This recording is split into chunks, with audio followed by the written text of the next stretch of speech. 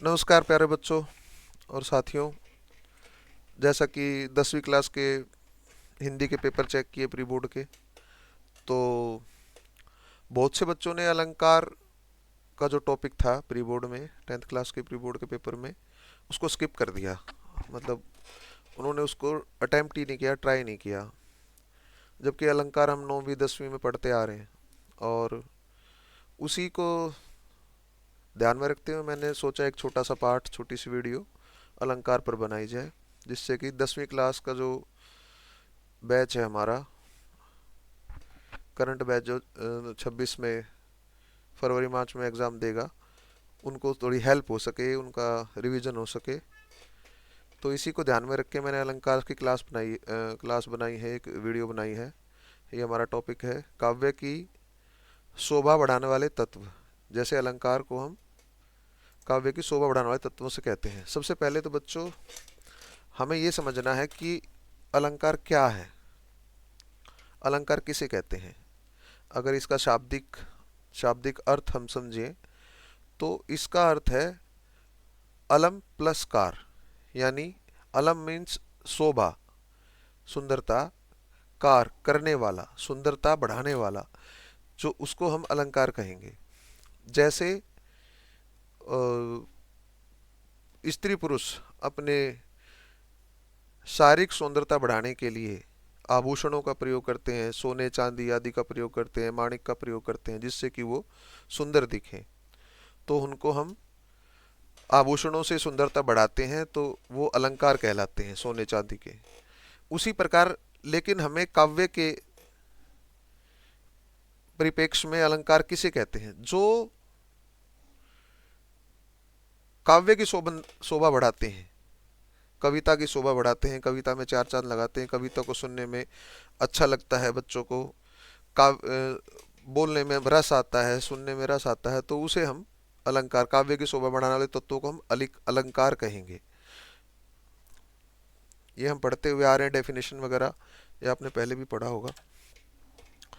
अब आते हैं अलंकार कितने प्रकार के होते हैं।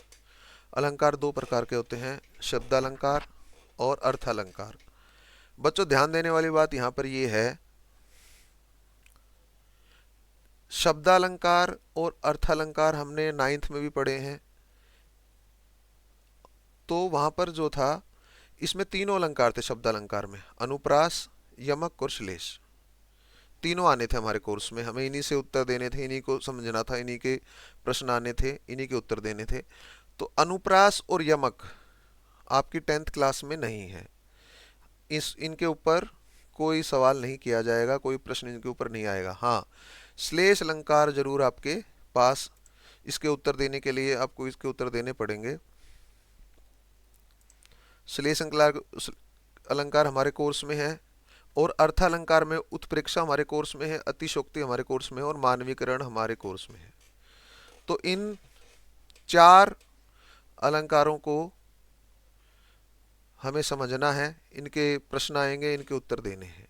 लेकिन इन चार अलंकारों को समझने के लिए हमें अनुप्रास, यमक और उपमा और रूपक को भी समझना पड़ेगा। तो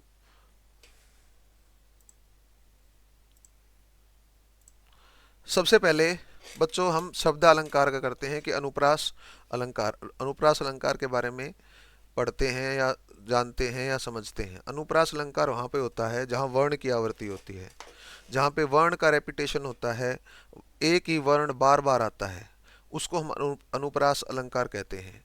जैसे रघुपति राघव राजा राम, पतित पावन सीता राम, र वर्ण की और प वर्ण की आवृत्ति हो रही है, तो वो अनुप्रास अलंकार हुआ।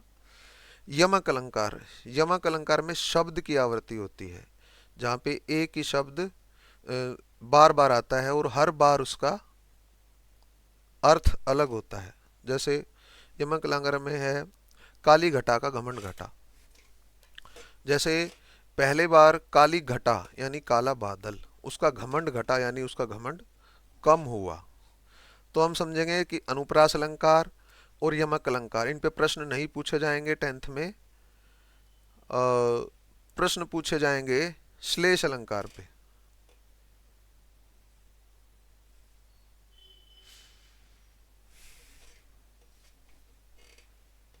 श्लेष अलंकार को हमें पढ़ेंगे आगे, इसके आगे हम श्लेष अलंकार, ऐसे ही उपमा और रूपक पे प्रश्न नहीं पूछे जाएंगे, प्रश्न पूछे जाएंगे इन 3 अलंकारों पे। तो हमें मेनली कोर्स के लिए सिर्फ ये 4 अलंकार करने हैं।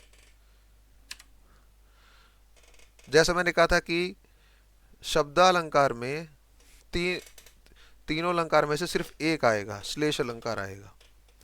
श्लेष का अर्थ है चिपका हुआ या चिपकना, जहां एक शब्द के अनेक अर्थ हों, जहां एक शब्द के अनेक अर्थ हों, वह श्लेष अलंकार कहलाता है। यानी शब्द यमक से ये ठीक उल्टा है। यमक में क्या है, शब्द बार बार आता है, 2 या 2 से अधिक बार आता है और उसका अर्थ हर बार अलग होता है। लेकिन श्लेष में ठीक इसका उल्टा है, जहां एक शब्द एक ही बार आए लेकिन उसके अर्थ एक से अधिक निकले, यानी अर्थ उसके साथ चिपके हुए हों, स्टिकिंग हो, तो वहां पर हम श्लेष अलंकार मानेंगे। इसके उदाहरण देख लेते हैं एक बार, कौन कौन से उदाहरण, जिससे कि आप बिल्कुल क्लियर हो जाओगे इसमें कि श्लेष अलंकार कहाँ पे होता है। जैसे इसका पहला उदाहरण है, मंगल को देखी पट देत बार बार। मंगल को देखकर पट, पट मतलब पट के यहाँ पे 2 अर्थ हैं, सॉरी, वस्त्र। पट मतलब वस्त्र। मंगल को देखी, मंगल को देखकर उसको वस्त्र देती है बार बार। किवाड़, पट माने दरवाजा, पट यानी दरवाजा को बंद कर देती है। एक उदाहरण ये है। और दूसरा उदाहरण, ये बहुत फेमस उदाहरण है, बहुत बार ये सीबीएसई में 10th क्लास में बहुत बार ये आया भी है। आप पीछे उठा के देखोगे तो बार बार इसका उदाहरण शिक्षक पढ़ाते हुए देते ही हैं कई बार। सुबरन को खोजत फिरत, कवि व्यभिचारी चोर। सुबरन, यहाँ सुबरन के 3 अर्थ हैं। कवि के लिए अच्छे शब्द, कवि जब कविता लिखता है तो वो अच्छे शब्दों के खोज में रहता है कि उसकी कविता में अच्छे शब्द आएँ, अच्छी अच्छी बातें हों और लोग उसकी कविता को पसंद करें। तो सुबरन को खोजत फिरत, कभी व्यभिचारी चोर। व्यभिचारी के लिए अच्छा रंग रूप और चोर के लिए सोना। तो ये तीनों ही लोग सुबरन को खोज रहे हैं। यहाँ पे सुबरन शब्द में इसके 3 अर्थ छुपे हुए हैं, 3 अर्थ इसके साथ चिपके हुए हैं। तो ये श्लेष अलंकार हुआ। तो अब हम समझेंगे कि शब्दालंकार में तीनों में से सिर्फ हमें श्लेष अलंकार के उदाहरणों को करना है और उनकी पहचान करनी है कि कौन सा अलंकार कहाँ पर आता है।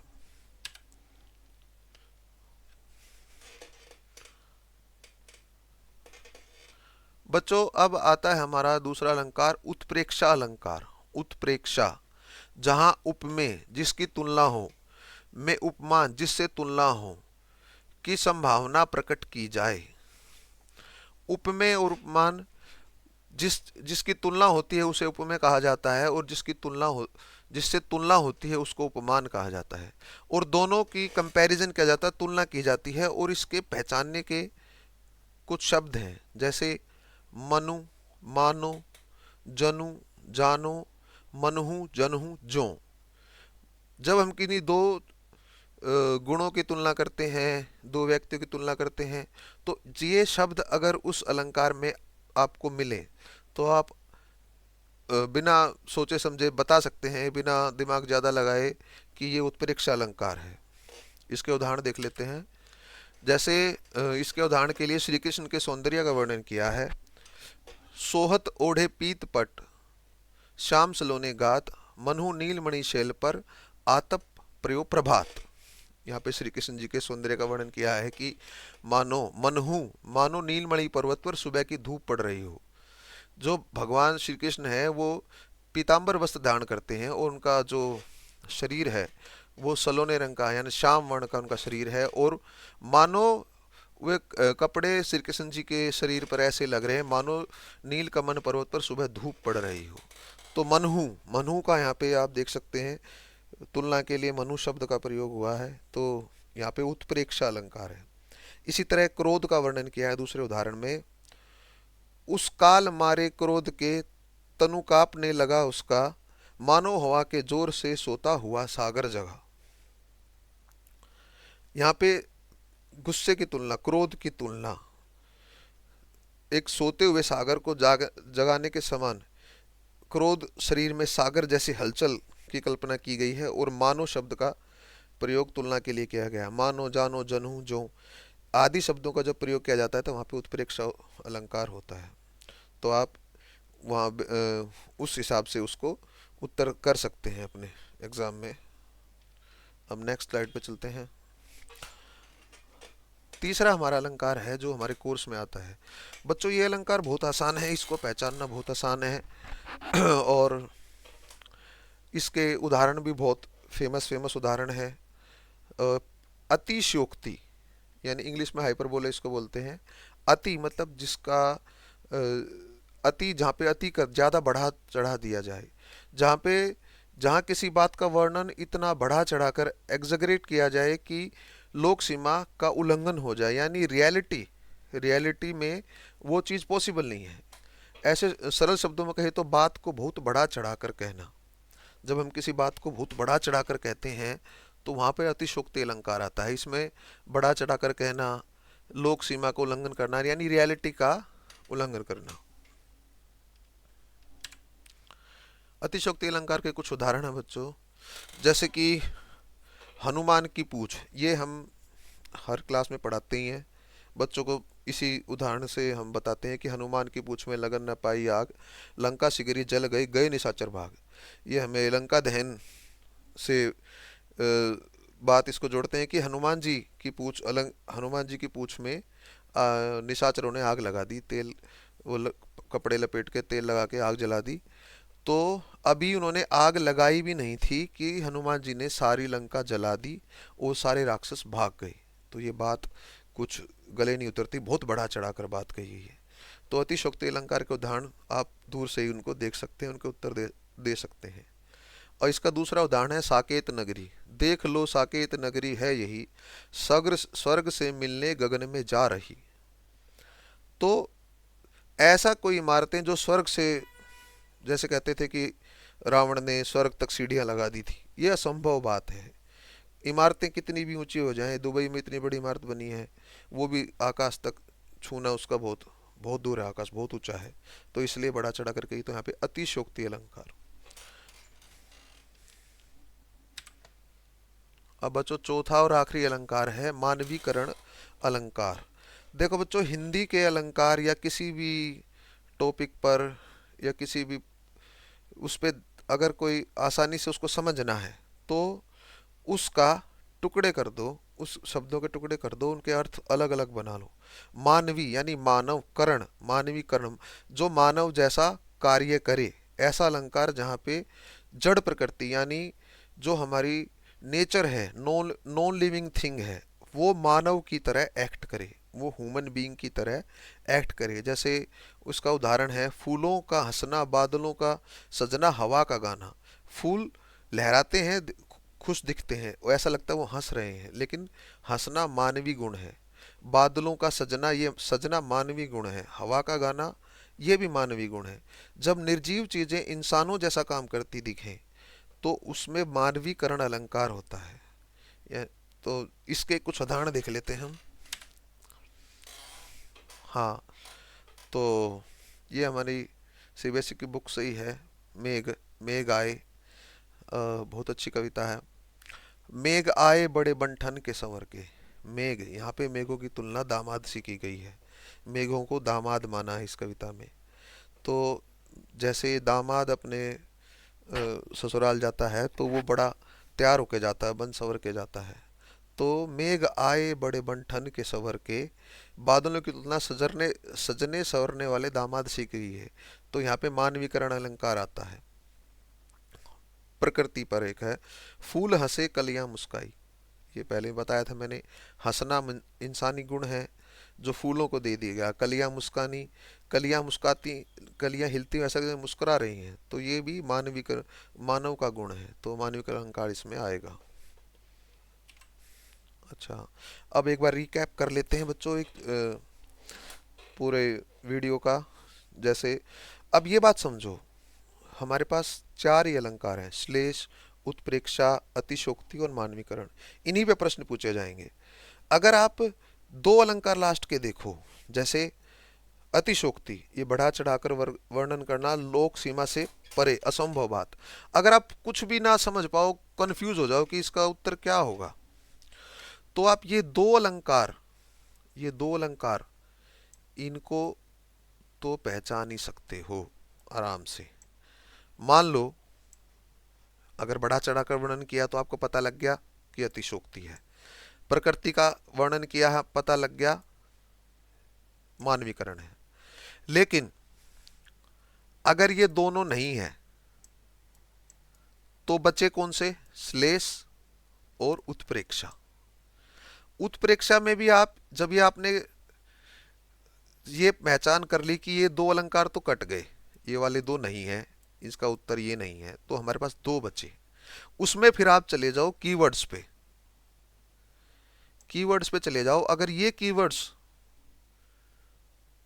प्रश्न में नहीं है तो बचा क्या? श्लेष। तो आप उसको श्लेष अलंकार टिक कर दो या उसका उत्तर श्लेष अलंकार लिख दो, क्योंकि श्लेष अलंकार पहचानना बहुत से बच्चों के लिए आसान नहीं है, मुश्किल उनको लगता है। श्लेष अलंकार के उदाहरण और श्लेष अलंकार को ढूंढना थोड़ा उनके लिए असंभव सा कार्य हो जाता है। तो आपका उत्तर कम करते चले जाओ। पहले ये देखो, मानवीकरण है, ठीक है, नहीं है जी। अतिशोक्ति है, अगर है तो ठीक है, नहीं है जी। फिर आ गया इन दो में अलंकार, अगर ये वाले शब्द हैं तो हमारा उत्प्रेक्षा हो गया, उत्प्रेक्षा लगा दो। अगर ये नहीं है तो बचा क्या? श्लेष, फिर आप श्लेष लगा दो।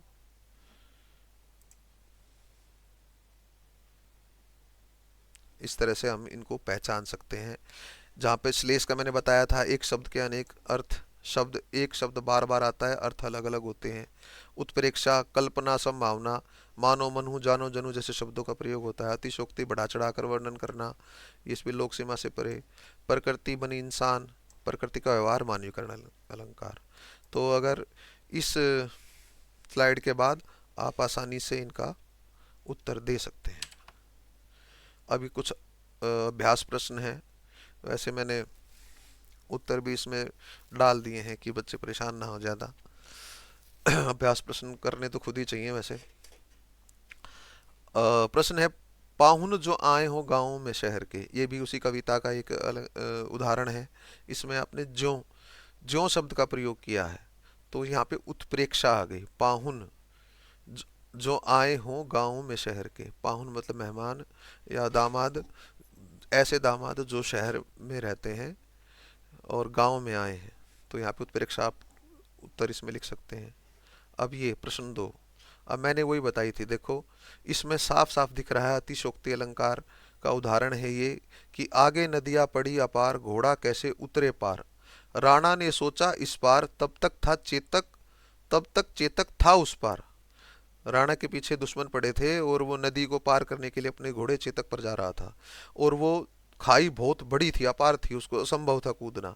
लेकिन राणा के मन में अभी तक संशय था कि वह घोड़ा उस पार ले जाए ना ले जाए, लेकिन चेतक ने तब तक वो छलांग लगाकर वो पार कर लिया, तो सोचने मात्र से नदी पार कर ली।